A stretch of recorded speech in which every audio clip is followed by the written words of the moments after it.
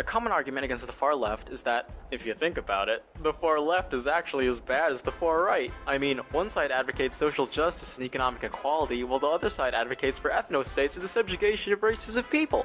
Jokes aside, there's an unironic strain of people who believe in horseshoe theory, that the far left is just as bad as the far right because both use violence and stuff.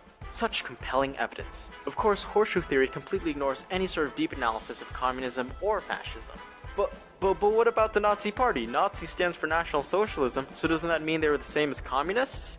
Yes, that's true, but both the German Nazis and Italian fascists purposely made sure to appear leftist to appeal to the people and muddy the waters. Apparently, they did a good job because centrists are still falling for it to this day. If we look at fascism itself, we can see that it's actually closer to capitalism than it is to communism. Fascism began when capitalists needed to revitalize profits, but were stopped by those pesky unions. So capitalists funded fascism in Italy and Germany, and once in power, those same fascists suppressed communist parties, labor unions, lowered taxes on the rich, outlawed strikes, privatized state-owned companies, and generally supported business. The word privatization was literally coined to describe fascist policies. To argue that fascism is left-wing or the same as communism would be to ignore who supported fascism and what fascism did. In reality, instead of a horseshoe, I would argue that ideology is more of a fishhook, with the far right sharing more in common with the centrists, who are ready to support fascism as soon as profit levels drop.